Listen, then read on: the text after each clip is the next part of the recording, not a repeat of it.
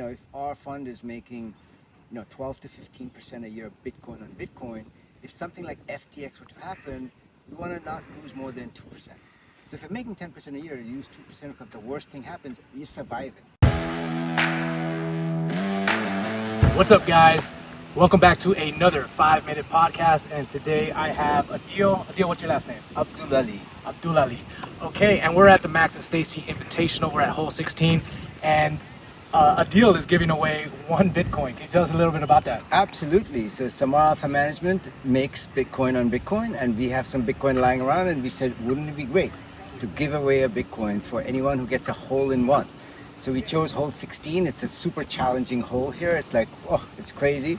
And nobody has had a hole-in-one yet.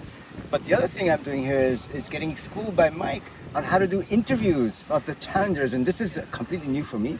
Yeah, I'm new to stage and all this stuff, and it's going well. Like, I'm getting better. I think the last person will probably get the best interview, but yeah, it's going well.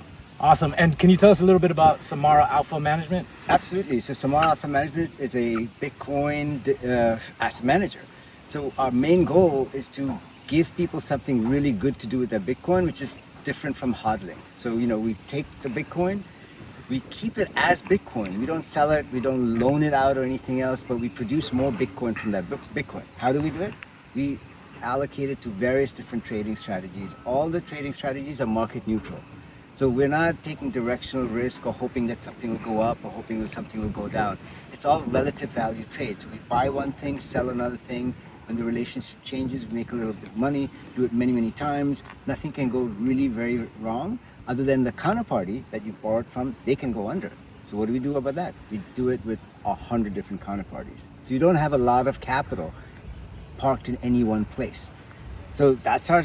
When you talk about things going wrong, are you talking about like FTX collapse? Absolutely. Yeah. So like, if our fund is making, 12 to 15% a year Bitcoin on Bitcoin, if something like FTX were to happen, we want to not lose more than 2%. So if you're making 10% a year, you use 2%, if the worst thing happens, you survive it. Yes. That's the strategy. And can you talk a little bit more about the Bitcoin on Bitcoin? I know before exchanges weren't using Bitcoin as collateral, but now they are. Is that kind of the breakthrough? Yeah, that is definitely the breakthrough. And it is also very possible now to not send your Bitcoin to the exchanges at all. So we have relationships with third-party people like Komainu and all that use multi-party wallets. The Bitcoin stays in the multi-party wallet, which we have a key to, so they can't do anything with it. And then the exchange knows that Bitcoin is there, right? That's the beauty of crypto. You can have this transparency of what the crypto is there and who's got control over it. And you can trade on the exchange. They give you credit based on how much Bitcoin you have in this sort of custodial account that you control. You can take Bitcoin out as long as it's not being used for margin. And if it's being used for margin, you can't take that out. But they can't take it either, right? It's kind of locked, which is a beautiful thing. So there's really very little counterparty risk in that type of construct. And that's growing by leaps and bounds. Deribit has various different things that go on. Binance has it. OKX has it. So you can do a lot of strategies without sending your Bitcoin to the exchange. So even if the exchange goes under, you're better off now than pre-FTX. Awesome. And is this your first time here in El Salvador? Absolutely, and I'm coming back. Oh, nice. I'm coming back a lot. So this country is like so changed from all the reputation, all the movies, all the stuff I've known before. I mean, I knew that after Bukele things were changing or whatever, but it is like night and day. Like, we were walking around in the middle of the night in San Salvador and with not a care in the world.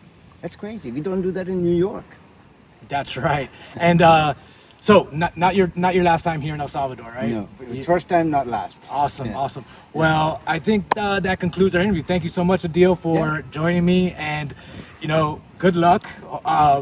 Do you want to give away your Bitcoin? Yes, I do want to give away the Bitcoin because, look, there's all kinds of marketing budgets out there in the world, and for 1 Bitcoin, if somebody gets it, we will have the more coverage than you can possibly want. It'll be all over the place. It'll be memes. It'll be the best thing. So if you don't, we're hedged. It's relative value. If you don't give away the Bitcoin, oh good, we didn't give away the Bitcoin. If you give away the Bitcoin, it's going to be the most valuable marketing ever. Win-win no matter what, right? Absolutely. That's relative value. Awesome. All right, guys. Well, thanks for tuning in, and we'll see you on the next one. Peace.